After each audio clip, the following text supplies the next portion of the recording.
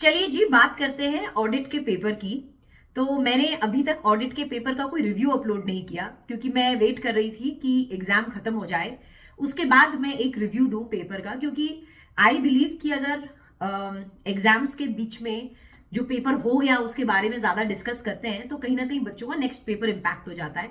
So I did not discuss the paper, but अब बात करेंगे इस ऑडिट के पेपर की। कुछ बच्चों को ये पेपर बहुत ही ज्यादा एवरेज लगा, कुछ को डिफिकल्ट लगा और कुछ को इजी लगा। तो ये मिक्स्ड रिव्यूज क्यों आए ऑडिट को लेकर, आपका पेपर कैसा गया है आप मुझे कमेंट सेक्शन में बताइएगा। मेरे रिविजनरी वीडियोस, ऐसे के रिविजन्स कितने आपको हेल्प किए वो भी डेफिनेटली आप लोग मुझे कमेंट सेक्शन में बताइएगा।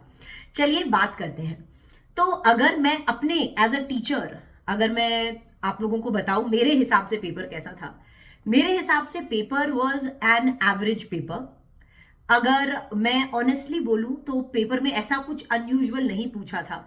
बहुत ही एक तरीके से बोलूं सिंपल पेपर था। लेकिन बच्चों को प्रॉब्लम इस पेपर में कहां पे आई है, बहुत सारे बच्चों को आंसर्स पता थे लेकिन क्वेश्चन जो थे वो थोड़े इस तरीके से, एक आध, सारे नहीं, कुछ क्वेश्चंस तो देखो स्ट्रेट फॉरवर्ड पूछे हुए थे, कुछ क्वेश्चंस ऐसे ड्राफ्टेड थे कि बच्चों को समझ में नहीं आ रहा था, आंसर पता होने के बावजूद समझ में नहीं आ रहा था कि किस क्वेश्चन का ये इस क्वेश्चन का ये आंसर है क्या।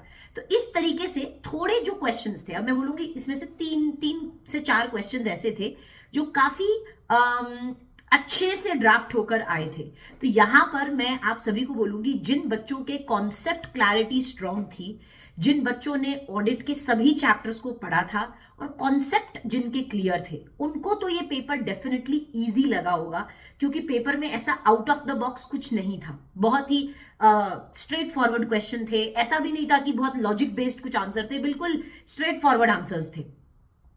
तो जिन बच्चों ने कॉन्सेप्ट पे फोकस किया है और एनफ रिविजन्स किए थे, उनको ये पेपर इजी लगा होगा। अगर मैं बात करूं उन बच्चों की जिन्होंने वेटेज बेस्ड स्टडी किया था या कुछ चैप्टर्स को ऑप्शन में छोड़कर गए थे, तो उन बच्चों को ये जो पेपर है वो एवरेज लगा होगा। ये पेपर डिफिकल्ट उन बच्चों के लिए गया होगा जिन बच्चों ने क्वेश्चंस की प्रैक्टिस नहीं की और वेटेज बेस्ड स्टडी की, या फिर उन्होंने इस तरह से पढ़ाई की कि ये ऐसे इंपॉर्टेंट है तो इसको पढ़ लेते हैं, फलाने वाले को छोड़ देते हैं। तो जिन्होंने इस तरीके से पढ़ाई की है उनको डेफिनेटली ये पेपर डिफिकल्ट लगा होगा। एंड अब अगर मैं आपको बात एक बताऊं कि ऑडिट का पेपर जिस तरह से ड्राफ्ट होकर आया है, फ्यूचर में वैसे ही ड्राफ्ट होना चाहिए और वैसे ही होगा। तो अगर आप लोगों को ऑडिट में अच्छा स्कोर करना है तो आपको दो चीजें ध्यान में रखनी होगी। वो ये है कि कॉन्सेप्ट आपके स्ट्रांग होने चाहिए। जो बच्चे रट के पढ़ रहे हैं या बिना समझे पढ़ रहे हैं या सिर्फ वेटेज बेस्ड स्टडी कर रहे हैं या सिर्फ इंपॉर्टेंट चीजें देख रहे हैं या चैप्टर्स को ऑप्शन में डाल रहे हैं, बेटा जी, now is the time you should gear up, because ये नहीं चलने वाला है। स्पेशली जो बच्चे मई सितंबर दे रहे हैं, आप लोगों के आईज अभी खुल जाने चाहिए इस पेपर को देखते हुए।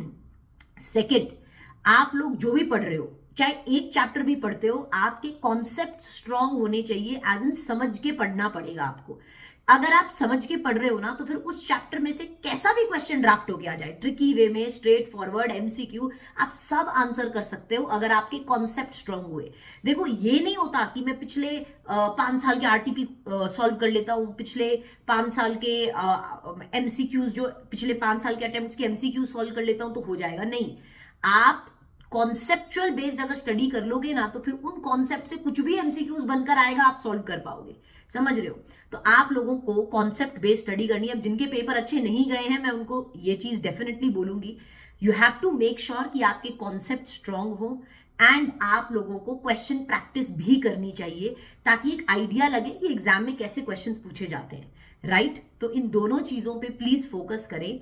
और जिस तरह से अभी मैं रिव्यू दे रही हूं, आई होप, वैसे तो सबके पेपर अच्छे गए हों, पर आपके कैसे पेपर गए हैं डेफिनेटली मुझे कमेंट सेक्शन में बताना, because I will be more than happy to read your comments, है ना।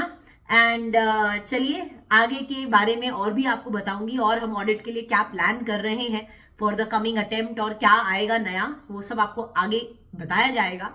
पर ये वीडियो रिव्यू तक ही सीमित है। तो मेरे हिसाब से पेपर एक एवरेज पेपर था। अगर मैं बोलूं, अगर आप पढ़कर गए हो तो पेपर आपको कहीं से डिफिकल्ट नहीं लगना चाहिए as a teacher point of view. But let's see आपका क्या इसमें से है और आपका कैसा एग्जाम गया आप भी मुझे बताइए, शेयर कीजिए अपने थॉट्स कमेंट्स में।